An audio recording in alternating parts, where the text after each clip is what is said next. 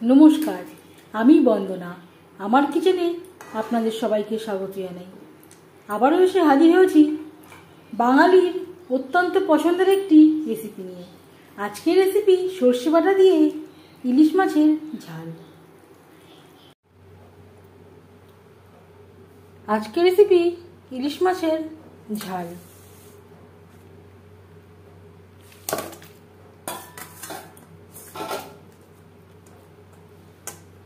এখানে আমি 12 পিস ইলিশ মাছ নিয়েছি, সাথে রয়েছে 4টে মাথা।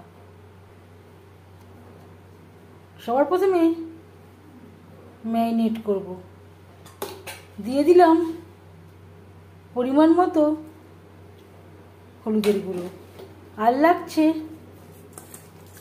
স্বাদ মতো লবণ।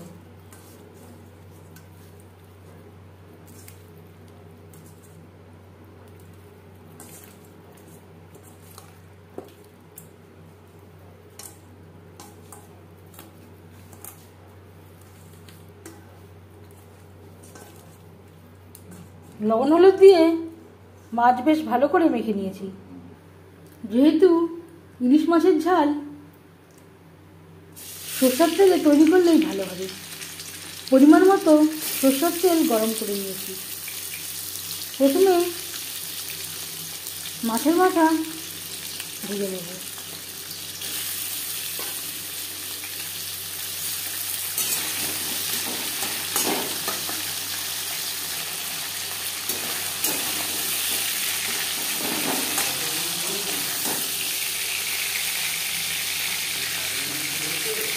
উল্টে পাল্টে মাছের মাথা ভেজে নিয়েছি। একটা পাত্রে উঠিয়ে নেব।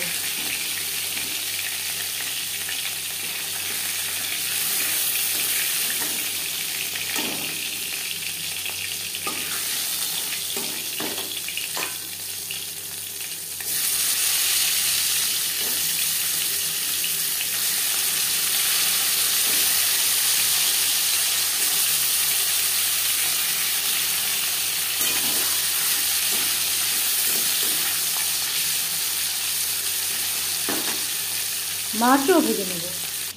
মাছের ঝালের জন্য একটা মশলা আমি তৈরি করে নেব।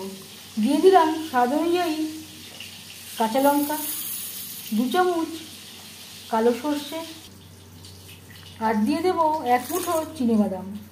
চিনেবাদাম আমার ড্রাই রোস্ট করা, এর পরিবর্তে কাজুরও ব্যবহার করতে পারেন, পোস্তরও ব্যবহার করতে পারেন।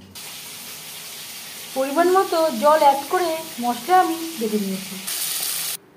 মাছ ভেজে নেওয়া তেলে ফোড়নে দিয়ে দেবো কালো জিরে,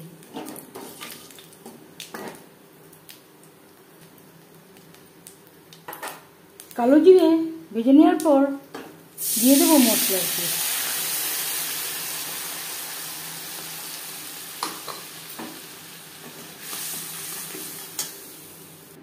আর দিয়ে দিয়েছি মিক্সচারের জারটা ধুয়ে জল, যাতে পুরো মশলাটাই অ্যাড করতে পারি। পরিমাণ মতো হলুদের গুঁড়ো, স্বাদ মতো লবণ। লো টু মিডিয়াম ফ্লেমে 4-5 মিনিট মশলা কষিয়ে নেব। 4-5 মিনিট মশলা কষিয়ে নেওয়ার পর দিয়ে দেব টক দই। এই সময় আমি গ্যাসের ফ্লেমটাকে লোতে রেখেছি। লো ফ্লেমে বেশ ভালো করে মশলার সাথে টক দই মিক্সড করে দেব। লো ফ্লেমে আরও 3-4 মিনিট রান্না করব। লো ফ্লেমে 3-4 মিনিট রান্না করে নেওয়ার পর দিয়ে দেব জল। জল কতটা অ্যাড করবেন সেটা সম্পূর্ণ নির্ভর করছে আপনার উপর।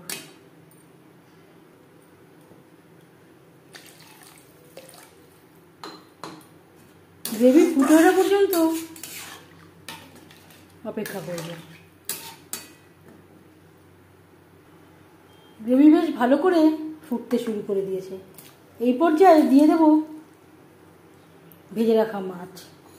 খুব সহজ একটা রেসিপি। সর্ষে বাটা দিয়ে ইলিশ মাছ আমরা প্রায় সবাই তৈরি করতে পারি, তবে আমি কিভাবে এই সর্ষে বাটা দিয়ে ইলিশ মাছ রান্না করি সেটা খুব সহজভাবে আপনাদের সাথে শেয়ার করলাম। গ্রেভির সাথে আরও 4-5 মিনিট রান্না করব। এবার যাচ্ছি ফাইনাল স্টেপে। দিয়ে দেবো সামান্য পরিমাণে ধনেপাতা কুচি, আর দিয়ে দেব কাঁচা সরষের তেল।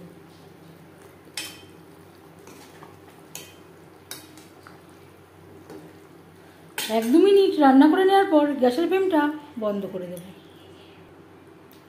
5 মিনিট ঢেকে স্ট্যান্ডিং টাইমে রাখবো। সর্ষে বাটা দিয়ে ইলিশ মাছের ঝাল রেডি সার্ভ করার জন্য। এই রেসিপিটি কেমন লাগলো অবশ্যই জানাবেন কমেন্টের মাধ্যমে। যদি এই রেসিপিটি ভালো লেগে থাকে লাইক করবেন, শেয়ার করবেন, সাবস্ক্রাইব করবেন আমার চ্যানেলটিকে, বেল আইকনটা প্রেস করে দেবেন। যখন আমি নতুন ভিডিও আপলোড করব তার নোটিফিকেশান সবার আগে আপনার কাছে পৌঁছে যাবে। আপনারা সবাই অনেক অনেক ভালো থাকবেন। এই ভিডিওটি দেখার জন্য ধন্যবাদ।